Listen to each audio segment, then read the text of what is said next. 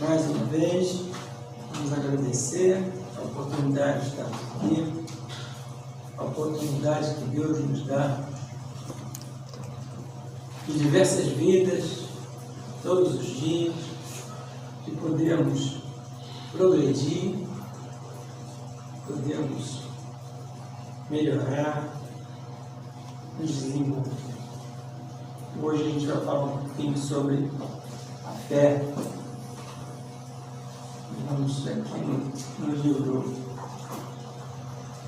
Horizontes da Vida, de João Luiz Maia, pelo Espírito Miramês, capítulo 46. Ação do pensamento, como foi escrito, como foi dito ali na leitura. A vida é consubstanciada por valores espirituais que a alma começa a descobrir, como seja a fé, investida de esperança. Boa noite.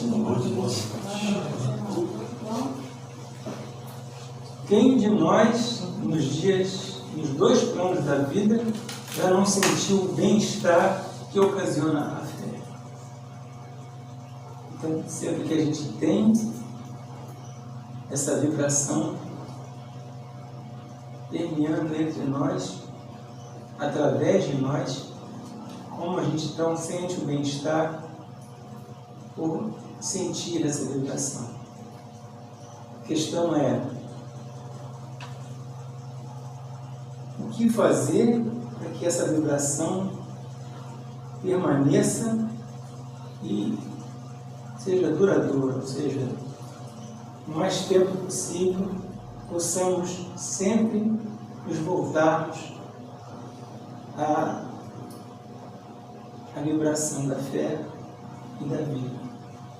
A fé verdadeira, que encara a verdade, calciona a esperança, garantindo-a sobremaneira grandiosa, de modo que a vida se torna mais fácil e mais útil. Então, quando ele diz que a fé verdadeira calciona a verdade, ou seja, serve como base para a verdade, e aí a gente vai ter que pensar, mas por que essa palavra dentro dessa frase? Qual a importância da verdade?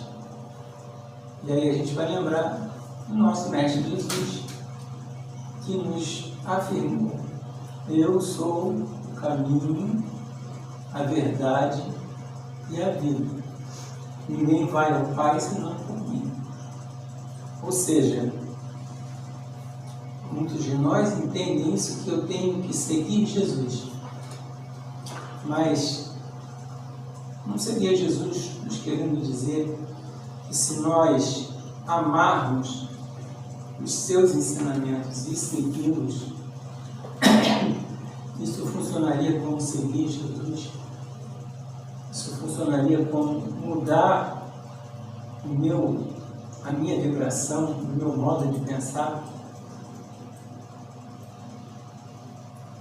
Os valores espirituais dormem dentro de nós e despertam em sequências inumeráveis. A cada vez que isso acontece, uma porção de luz, mais vida se aglomerará em nosso coração. Sentimos isso, como são infinitos os horizontes da vida, roteiros que nos levam à felicidade.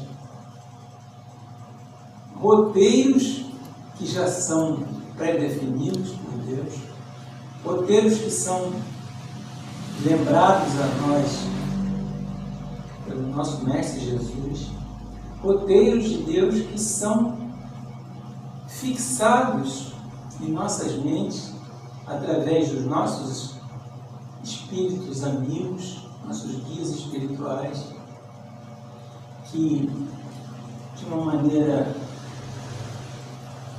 de dedicação intensa nos acompanham em nossas vidas, aqueles que já conseguiram alcançar isso do que nós estamos falando, e que nos acompanham, nos ajudando para que nós possamos atingir o mesmo patamar que eles.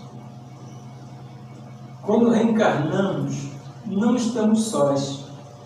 Inúmeros espíritos, companheiros de jornada, almas que já passaram no vestibular da vida, nos acompanham, ajudando-nos nos grandes testemunhos.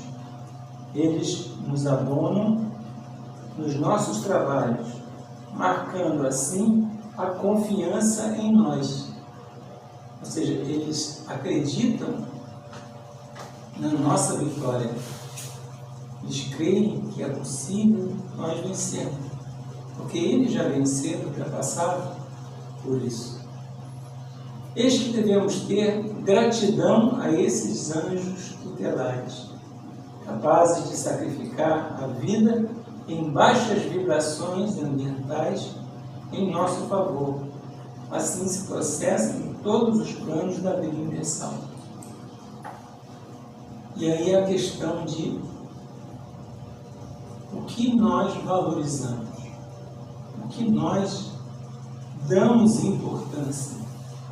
Mais uma vez lembrar Jesus, né, que falou: aquele onde estiver seu coração, aí estará o seu tesouro. Então, do que estamos transformando o nosso coração? Em tesouros reais ou em tesouros falsos? Em tesouros que não têm valor? Em tesouros que vão se apagar, que vão ficar, que não vão nos acompanhar? Quando ele diz, então, na questão 586 do Livro dos Espíritos, vamos ver aqui,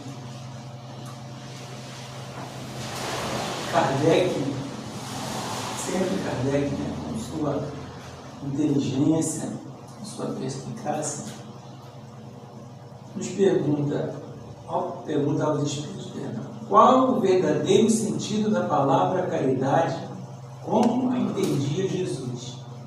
E aí eu fui estudar sobre isso aqui. Eu fui descobrir o seguinte: se Kardec fizesse a pergunta, qual o verdadeiro sentido da palavra caridade, essa pergunta não teria valor nenhum. Porque para a filosofia, quem é filósofo entende que cada palavra tem um sentido segundo o seu uso que é dado a essa palavra. Então, a mesma palavra pode ter significados diferentes. A mesma palavra pode significar um uso diferente do outro. Mas aí Kardec, para que não acontecesse isso, pergunta: qual o verdadeiro sentido da palavra caridade, como a entendia Jesus? Ou seja, para Jesus, o que significa caridade? E aí os Espíritos respondem: benevolência para com todos, indulgência para com as imperfeições dos outros, perdão das ofensas. Essas três características, benevolência, indulgência e perdão. Então, quando ele fala em benevolência, ele está falando em vontade. Porque é quando eu atingir aquele nível de elevação em que eu vou olhar para o outro, mesmo aquele muito inferior a mim, mesmo aquele que me prejudica, eu ainda viver na sua ignorância, e vou ter sempre o desejo do bem para aquele outro, não importando o que o outro faça. Então, a benevolência é a vontade. A indulgência diz que os pensamentos que eu tenho, ela fala sobre os pensamentos, de que forma? Quando eu estou passando por uma situação eu tenho sempre a mania, apesar de Jesus me orientar quanto a isso. Não julgueis. Cabe a Deus julgar. Essa, inclusive, é uma interpretação que é dada naquela parte quando Deus fala com Adão e Eva no paraíso. Eles podem provar de todas as árvores, não provem dessa. E aí, alguns intérpretes, quando vão fazer a tradução, descobrem que certas palavras usadas naquela época tinham um outro significado. Então não era questão de não poder provar sobre o bem e o mal, era questão de poder julgar sobre o bem e o mal. Então Deus nos deu um alerta. Não julgueis, vocês ainda não estão prontos para isso. Vocês não têm essa capacidade. Vocês não têm a visão mais ampla e vão julgar errado. Vão julgar de forma parcial, vão julgar segundo os seus interesses. E aí, o que acontece? Ele fala em indulgência. Indulgência é eu não ser contra as falhas do outro. Perdão, não ser contra o outro quando o outro comete suas falhas. Ser contra as falhas, sim. Mas, por que ele diz isso? Porque toda vez que eu olhar para a falha do outro e eu tiver a vontade de julgar, pode ter certeza que eu cometo aquilo. E é forte isso. Ou seja, se eu tenho a vontade de julgar um erro em alguém, se eu vejo que ele está errado e eu condeno aquele erro, eu não sou a favor daquilo, eu tento orientá-lo uma coisa. Mas se eu condeno, se eu busco a condenação daquela pessoa por causa daqueles atos, né, que estão sendo praticados de forma indevida, pode ter certeza que eu cometo aquilo. Às vezes de formas sutis, parecendo até que são diferentes, mas no fundo é a mesma coisa. Então ele diz, seja indulgente. Por quê? Porque assim como eu preciso da indulgência, eu devo ser indulgente. É aquela história do homem que foi preso porque devia uma quantia ao Senhor, e o Senhor ameaçou ele que se ele não pagasse, ficaria preso até que pudesse pagar. E o homem chorou, pediu perdão, pediu clemência, ele pagaria toda a dívida dele.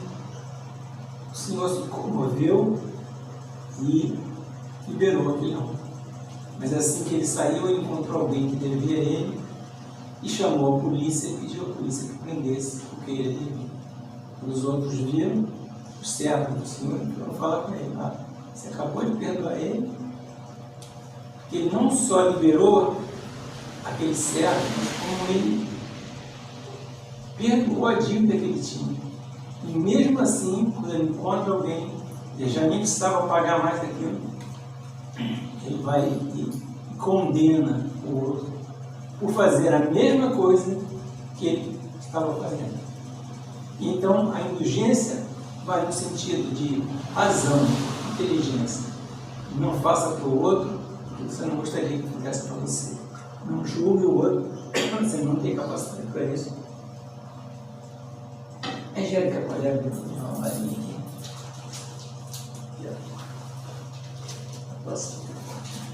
E depois da indulgência vem o perdão. Né? E o perdão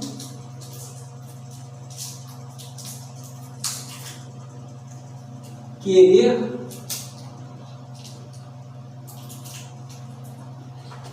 o perdão, qual a importância do perdão?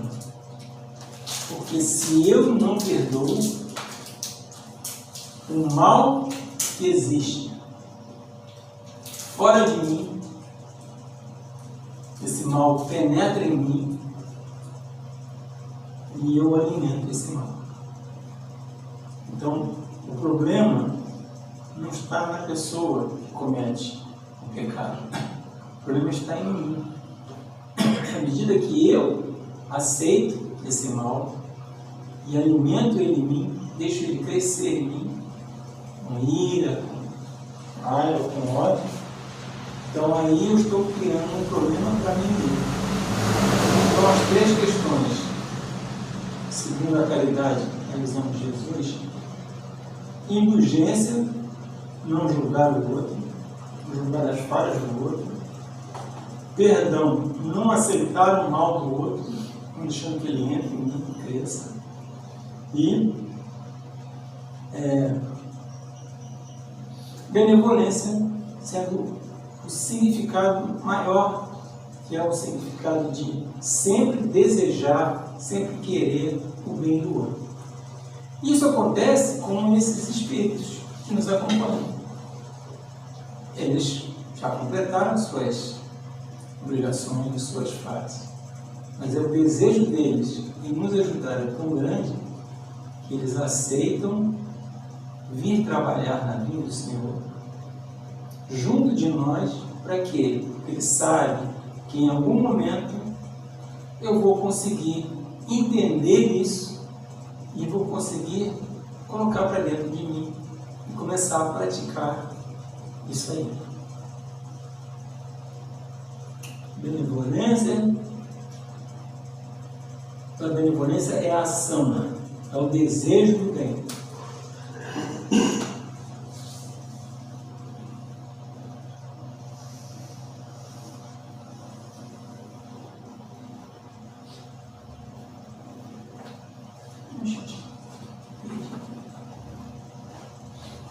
A fé e a vida caminham juntas, por serem da mesma fonte de amor. Como ter vida sem fé? Como ter fé sem vida? Vida no sentido não só biológico, no sentido de ter vida. Se a gente for querer entender esse significado, a gente vai explicar aqui: a verdadeira morte para nós é o afastamento de Deus. Essa é a verdadeira morte. E quando a gente consegue se manter próximo de Deus, mesmo com todas as falhas, então eu estou conseguindo ter vida, e com essa vida eu vou conseguir também ter fé, acreditando nesses ensinamentos que nós estamos falando, entendendo sobre eles, tentando compreender a importância de cada um, o que cada um significa. Quando encarnados, estamos afiançados por grandes almas que se esforçam sempre para nos mostrar, tantas vezes quanto é necessário, os caminhos melhores. Eles não se cansam, não se irritam, não se encolerizam, nem maldizem. E aí escuta a gente ler isso aqui e aí não vai rir, né? Quantas vezes eu lendo isso, estudando isso, passei durante o dia hoje e fiquei com raiva que alguém me fechou, que alguém me passou a perna, e me encolerizei e desejei o mal, mesmo sabendo que isso só vai me levar a me afastar de Deus. Cumprem sempre seus deveres de ajudar com a tolerância que não passa para a conivência. Diferença: tolerância e conivência. Não é... Desculpa. Não é ver o outro errando e alimentando aquilo e deixando que o outro faça sem questioná-lo. São espíritos elevados, conhecedores da verdade, já livres das influências das paixões inferiores. No entanto, se o encarnado persiste no mal, ser-lhe-á dado o que vive e o que pensa. Ninguém planta morango e colhe abacaxi. Como também ninguém planta abacaxi e colhe morango. O que eu plantar, eu vou colher. Até conhecer e despertar seus próprios valores espirituais. Não queremos dizer com isso que os gênios tutelares se afastam. Eles continuam trabalhando e esperando o amadurecimento da alma.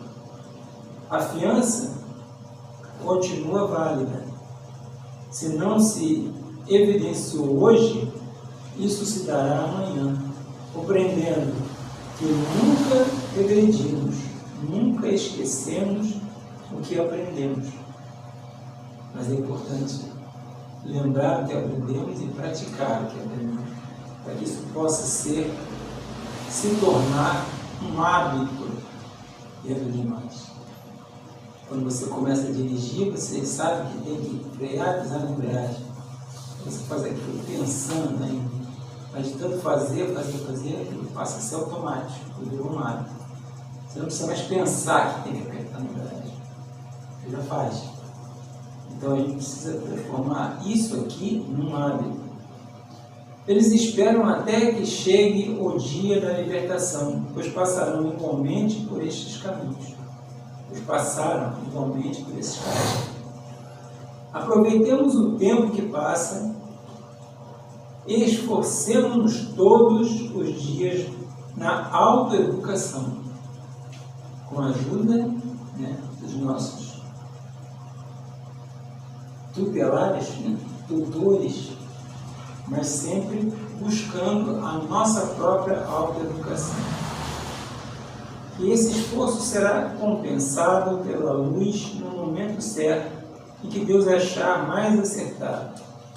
Estamos constantemente cercados por testemunhas espirituais, com valores imortais, de vida e de fé. O tempo todo estamos cercados.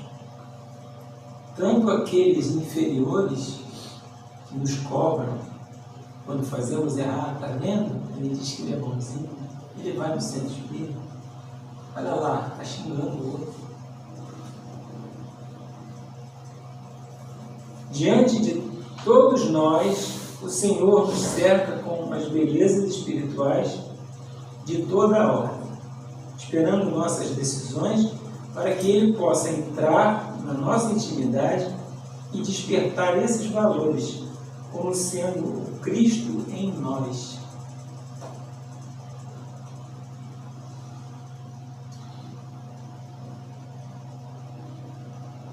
Motivando a nossa própria glória. Precisamos, acima de tudo, conhecer a nós mesmos. Partindo daí, os horizontes da vida vão se abrindo em todos os ângulos, nos mostrando o céu. Deus e a nossa felicidade, mas para tanto, necessário se faz que tenhamos educação e disciplina, porque sem isso não aparecerá como fruto a instrução divina. Estudemos o que é a fé, analisemos o que seja a vida, meditemos em Deus e em Cristo. E a gente escutou muito aquela frase, que Jesus falava: a tua fé te curou. E a gente lê isso aqui e se pergunta: quer dizer que eu tive fé que vai ser curado, e aí aconteceu?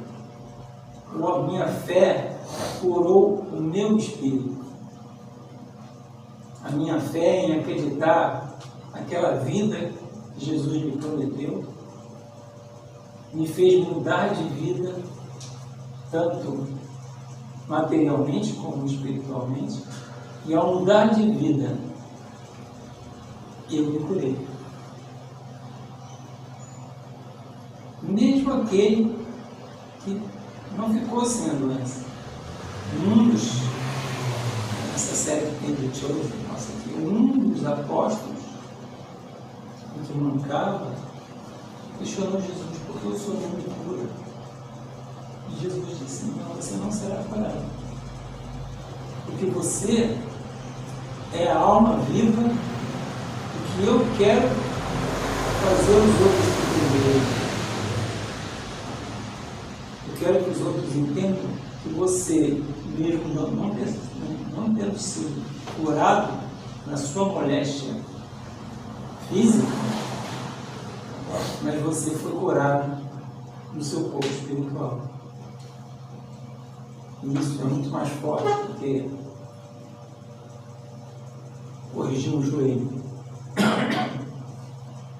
Estudemos o que é a fé, analisemos o que seja, meditemos em Deus e em Cristo. Passemos a sentir os ensinamentos evangélicos sem que o desânimo se apodere de nós, que logo se abrirão em nossa mente novos horizontes, onde o amor se acasalará, cheio de esperanças, porque verdadeiramente a fé não se encontra em outro lugar a não ser nas profundezas da nossa consciência. Trabalhamos com o Cristo no coração, de modo que a mente obedeça à luz dos sentimentos, porque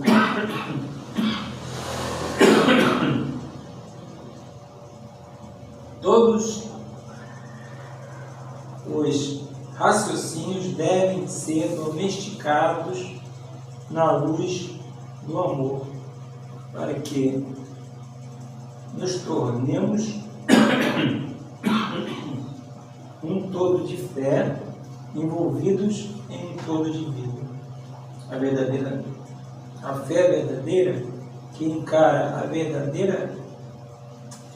verdade, calciona a esperança, garantindo-a sobremaneira grandiosa, de modo que a vida se torne mais fácil e mais útil.